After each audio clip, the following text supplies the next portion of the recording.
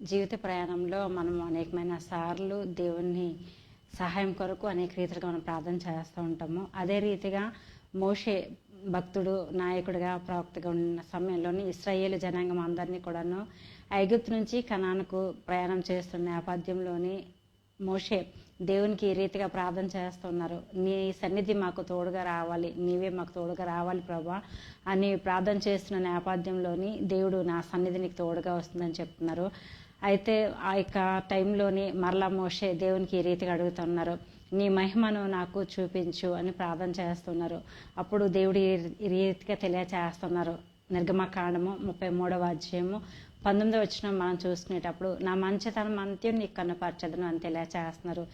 మాకు ఆ వ్యక్తి తాలూకా మంచితనము ఎలాగ మనకు తెలుస్తుంది అంటే, ఆ వ్యక్తి తాలూకా గుణగణాలు కానీ లేకపోతే లక్షణాలు బట్టి పనులను బట్టి మనకి ఆయన మంచి వ్యక్తో లేకపోతే స్త్రీ మంచి వ్యక్తో కాదని మనకు తెలుస్తుంది. సో దేవుడి దగ్గరికి వచ్చేటప్పుడు ఆయన తాలూకా మంచితనం మనం తెలుసుకోవాలి. దాని గురించి వర్ణించాలంటే ఈ యొక్క జీవితం సరిపోదేమో.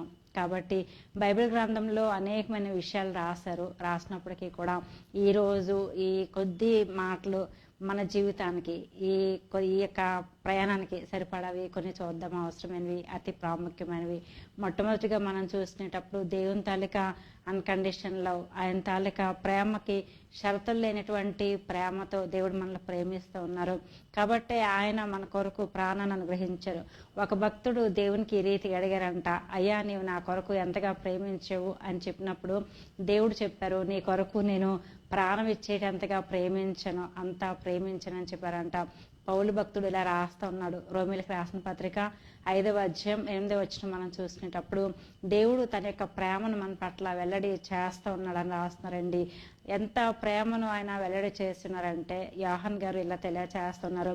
యోహాన్ రాసిన సువార్త 3వ అధ్యాయం 16వ వచనం మనం చూసుకునేటప్పుడు, దేవుడు లోకంను ఎంతో ప్రేమించినని చెప్తున్నాడు.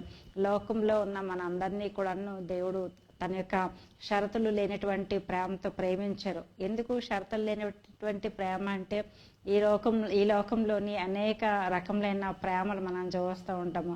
సో అలాంటి ప్రేమ కాకుండా దేవుడు మనం ఎవరము ఏంటి అని కాకుండా, ఎలాంటి పరిస్థితులు ఉన్నామని కాకుండా, మన యొక్క స్థితిగతులను బట్టి కాకుండా, మన యొక్క పాప స్థితిని బట్టో ఎలాంటి దాన్ని బట్టో అసహించుకోకుండా మరలా ఆయన తనకు హక్కున చేర్చుకొని తన యొక్క రక్తం చేత కడుక్కొని తన యొక్క బిడ్డలుగా స్వీకరించి దేవుడు మనల్ని తన యొక్క కుమారులుగా కుమార్తెలుగా ప్రేమిస్తూ ఉన్నారు. సో ఆయనది షరతులు లేనటువంటి ప్రేమ. మొట్టమొదటిది ఆయన తాలూకా మంచితనంలోని మంచి గుణగణాల్లోని మొట్టమొదటిది చాలా శ్రేష్టమైనది. రెండోది మనం చూసినప్పుడు మన యొక్క జీవిత ప్రయాణంలో మన యొక్క శరీరాత్మ ప్రాణాలకి అవసరమైంది ఏంటని మనం చూసుకునేటప్పుడు కాపుదల భద్రత చాలా అవసరమైంది. పాపి నుంచి రక్షించబడిన తర్వాత జీవితంలోని మరలా అదే రీతిగా దేవునిలో కొనసాగాలనుకునేటప్పుడు మన యొక్క ఆత్మకి కూడాను కాపుదల కావాలి. ఆత్మ బాగుండాలంటే శరీరం కూడా కాపుదల కావాలి.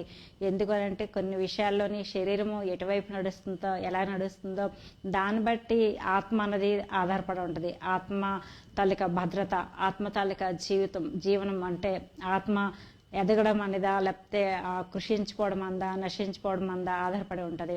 కాబట్టి దేవుడు మన యొక్క శరీరాత్మ ప్రాణాలకు కూడాను కాపుదలను అనుగ్రహించేవాడు.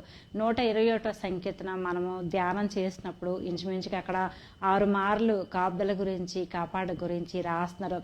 ప్రాణంని కాపాడే దేవుడు, మన యొక్క శరీరాన్ని కాపాడే దేవుడు, మన యొక్క ఆత్మను కాపాడే దేవుడు. కాబట్టి ఆ శ్రేష్టమైన మాట మనం చూసుకునేటప్పుడు 121వ సంకీర్తనలోని 4వ చరణంలో ఇలా రాస్తూ ఉన్నాడు, కునుకక నిద్రపోక కాపాడే దేవుడు. ఈరోజు మనకి జీవిత ప్రయాణంలో, ఆధ్యాత్మికమైన జీవిత ప్రయాణంలోని అటువంటి కాపుదల దేవుడు మనకు అనుగ్రహిస్తున్నాడు.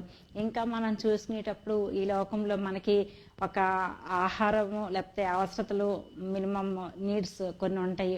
సో వాటన్నిటిని కూడాను దేవుడు వాటిని తీర్చే దేవుడు. పౌలు గారు ఫిలిప్పీలకు రాసిన పత్రిక 4వ అధ్యాయం 19వ వచనంలో ఇలాగ రాస్తూ ఉన్నాడు, దేవుడు తన మహిమేశ్వరం చెప్పిన మీ ప్రతి అవసరంను తీర్చునని చెప్పి. అవును ప్రియమైన దేవుని బిడ్డలారా, మరి దేవుడు మన యొక్క ప్రతి ఒక్క అవసరతను తీరుస్తున్నారు అని చెప్పడానికి ఒక బెస్ట్ ఎగ్జాంపుల్ ఏది అని మనం జ్ఞాపకం చేసుకునేటప్పుడు, ఇజ్రాయేల్ జనాంగం అందరూ కూడాను ఐగుప్తు నుంచి కనానుకు వెళ్ళే నేపథ్యంలోని దేవుడు వారికి ఆకాశం నుండి మన్నాను కురిపించిన దేవుడు.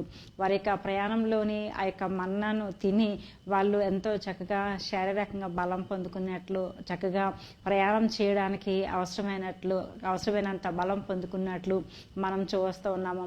సో ఇప్పుడు మన యొక్క జీవిత ప్రయాణం దగ్గరికి వచ్చేటప్పటికి కేవలం ఆహారం మాత్రమే కాదు, కానీ అన్ని రీతిలుగా కూడాను మనకెన్నో అవసరతలు అక్కర్లు ఉంటాయి. అయితే దేవుడికి తెలుసు మనకి ఏ రోజులు ఏది కావాలి, ఏ సమయంలో ఏది కావాలి, ఎక్కడ ఏది కావాలి అని చెప్పి. కాబట్టి ఆ ప్రతిదీ కూడాను అవసరతలు మన యొక్క పరిస్థితులను బట్టి దేవుడు అవసరతలు తీర్చే దేవుడు అయినాడు. ఇంకా మనం చూసినప్పుడు దేవుని తాలూక ప్రేమ అవని, ఆయన తాలూక దయాదాక్షిణ్యాలు అవని ఏవి కూడాను మార్పు లేని దేవుడు. మలాకీ గ్రంథం మనం చూసినప్పుడు మలాకీ గ్రంథం 3వ అధ్యాయంలోని 6వ వచనంలో ఇలాగ తెలియచేస్తున్నాడు. ఏలియన్గా దేవుడినైనా నేను, యెహోవాన నేను మార్పు లేని వాడినని చెప్తున్నారు. ఈ లోకంలోని మనల్ని ప్రేమించే వాళ్ళు ఎంతమంది ఉంటారో చూడండి. డే 1లో వాళ్ళు ఉన్న ప్రేమ తర్వాత వచ్చే నేపథ్యంలోని అయితే పెరుగుతుంది, లేకపోతే తరిగిపోతుంది, లేకపోతే కట్ అయిపోతుంది, లేకపోతే విడిచిపెట్టేస్తూ ఉంటారు. కానీ దేవుడైతే అలాగ కాదు. ఒక వ్యక్తి మంచిగా జీవిస్తున్న వ్యక్తి పాపంలోకి వెళ్ళిపోయినప్పుడు కూడాను దేవుడు ఆ పాపంలోంచి ఆ వ్యక్తిని మరలా దేవుని వైపు లాగడానికి అనేకమైన సోర్సెస్ అనుగ్రహిస్తూ ఉంటారు. అలాగనే పాపంలో ఉన్న వ్యక్తి దేవునిలోకి రావడానికి కూడా దేవుడు అలాగనే అనేకమైన సోర్సెస్ దేవుడు అనుగ్రహిస్తూ ఉంటాడు. అంటే ఎందుకునంటే ఆయనది షరతులు లేనటువంటి ప్రేమ, మార్పు లేని ప్రేమ కాబట్టి ఈ రీతిగా ఆయన చేయగలుగుతారు. ఇంకా లాస్ట్ అండ్ ఫైనల్గా మనం చూసినప్పుడు నమ్మదగిన దేవుడు ఆయన, నమ్మదగిన దేవుడు. ఈ లోకంలోని మనము నమ్మదగిన వారు ఎవరైనా ఉన్నారా అని వెతుక్కుంటూ ఉంటాం చాలాసార్లు. దావీదు మహారాజు గారు కూడాను 116వ సంకీర్తన రాస్తూ ఇలా ఒక మాట చెప్తున్నారండి. ఈ లోకంలోని నమ్మదగిన మనుషులు ఎవరైనా ఉన్నారో లేదో, ఏ ఒక్కరూ కూడాను నమ్మదగిన వారు కారు అని అనుకుంటున్నాను అని చెప్తున్నారు. కానీ దేవుని దగ్గరికి వచ్చేటప్పటికి ఆయన ఎంతో నమ్మదగిన వాడు. అందుకనే సంఖ్యాకాండంలోని 23వ అధ్యాయంలోని 19వ వచనంలోని ఇలాగ రాస్తున్నారు, ఆయన అబద్ధ మాటకు ఆయన నరుడు కాదు, దేవుడు. కాబట్టి ఈరోజు ఆయన తాలూకా మంచితనం అంతా కూడా మన యొక్క జీవిత ప్రయాణంలోని, ఆధ్యాత్మికమైన జీవిత ప్రయాణంలోని ఏ కోణంలోని, ఎక్కడ ఏ సమయంలోని ఎలాగ కావాలో దాన్ని ఆ రీతిగా కనపరిచే దేవుడు అన్నాడు. ఇదంతా ఎప్పుడు సాధ్యమవుతుందంటే మనం ఆయన నమ్మినప్పుడు, ఆయన యందు విశ్వాసం ఉంచినప్పుడు, ఆయన పైన ఆధారపడినప్పుడు మాత్రం ఇవన్నీ కూడా జరుగుతాయండి. కీర్తనకారుడు ఒక చక్కని లేఖన భాగంలో రాస్తారు. కీర్తనలో 46:1 దేవుడు మనకు ఆశ్రయమును దుర్గమునైనాడు, ఆపత్కాలంలో ఆయన నమ్ముకునదగిన సహాయకుడు అని చెప్పి మనకి ఆయన్ని ఆశ్రయంగా చేసుకునేటప్పుడు, మనం దేవుణ్ణి దుర్గంగా చేసుకునేటప్పుడు ఈ యొక్క జీవిత ప్రయాణంలోని మన ముందు ఆయన నాయకుడిగా, మన ముందు ఆయన మనకి కాపరిగా, మన ముందు ఆయన మనకు ఒక మంచి గైడ్గా ఉంటూ ఆయన తాలూకా మంచితనం అంతా కూడా కనపరుచుకుంటూ ప్రతి విషయంలో కూడా మనకి ప్రతి రీతిగా కూడాను మరి నమ్మదగిన వాడుగాను, ప్రతి విషయంలోనే అవసరతలు తీర్చేవాడుగాను, కాపుదలు అనుగ్రహించేవాడుగాను దేవుడు ఉంటాడండి. కాబట్టి ఈరోజు ఏ విషయంలోని మీరు నిరాశ చెందుతా ఉన్నారా, ఎవరిని నమ్ముకొని మోసపోయారా, ఏ విషయంలో అయినా సరే ఒకవేళ తప్పు చేయనప్పటికీ కూడాను లేనటువంటి నింద పడాల్సి వచ్చిందా, ఏ రీతిగా ఉండి ఈ వాక్యాన్ని వీక్షిస్తున్నారు, పరిశుద్ధాత్మ దేవుడు మీతో మాట్లాడుతున్నారు. ఆయన తాలూకా మంచితనం అంతా మీ పట్ల కనపరచడం కొరకు మీ జీవితంలో అద్భుతమైన కార్యం జరగబోతోంది, ఆశ్చర్యకరమైన కార్యం జరగబోతోంది.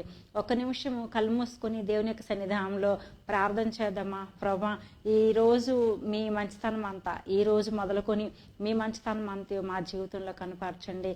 ఖచ్చితంగా ఏ విషయంలో ఎలాంటి అవసరతలో ఉన్నారా, ఎలాంటి లేములు ఉన్నారా, ఎటువంటి సహాయం కొరకు ఎదురు చూస్తూ ఉన్నారా, ఆయన తనకి హస్తం అందివ్వడానికి ఆయన సిద్ధంగా ఉన్నారండి. ఆయన హస్తము ఆయన అందిస్తూ ఆయన చెప్తున్నారు, ఎవరైనా మిమ్మల్ని మరచి వాళ్ళు ప్రేమించలేనటువంటి స్థితిలో ఉన్నప్పటికీ కూడా మరి నేను నిన్ను మరవను అని దేవుడు తెలియచేస్తున్నాడు. అటువంటి దేవుడిని మనం కలిగి ఉన్నాము. కాబట్టి పరిశుద్ధాత్మ దేవుడు ఈ మాటల ద్వారా మిమ్మల్ని ఆదరించి, దీవించి, కాచి, కాపాడుగాక. చిన్ని ప్రార్థన చేసుకుందామా. మమ్మల్ని మిక్కిలిగా ప్రేమిస్తున్న మా ప్రియ పరలోకపు తండ్రి, ప్రశస్తమైన నామం బట్టి ప్రభా మీ బంగారు పాదములకు లెక్కలేనన్ని కృతజ్ఞత స్తుతి స్తోత్రాలు వందనాలు చెల్లించుకుంటున్నాం తండ్రి. నేను మీ మంచితనం అంతా కూడా నేను ఈ వాక్యం వీక్షిస్తున్న ప్రతి ఒక్క సహోదరునికి కూడా కనపరచమని ప్రార్థిస్తున్నాను తండ్రి. వారి జీవిత ప్రయాణంలోనూ, ఆధ్యాత్మికమైన జీవిత ప్రయాణంలోనూ ఎటువంటి అవసరతలు, అక్కర్లు, ఇరుకులు, ఇబ్బందులు, అనారోగ్య సమస్యలు, కుటుంబ సమస్యలు ఉద్యోగంలోనూ, వ్యాపారంలోనూ, పరిచర్యలోనూ, కుటుంబ జీవితంలోనూ, వైవాహిక జీవితంలోనూ, వ్యక్తిగత జీవితంలోని ప్రభా అన్ని ఆస్పెక్ట్స్లో కూడా నేను మీ మంచితనం అంతా వారికి కనుపరిచి ప్రభా నేను సంపూర్ణ సంతోష ఆనందాలు, దీవెన ఆశీర్వాదాలు, ఆయుర్వేద బలాల్ని, క్షేమాన్ని వారికి అనుగ్రహించి మీ కొరకే సాక్షులుగా వాడుకొని సమస్తమైన మహిమ మీరు పొందుకొనమని యేసు పరిశుద్ధ నామములో అడిగి వేడుకొంచున్నాం తండ్రి. ఆమేన్.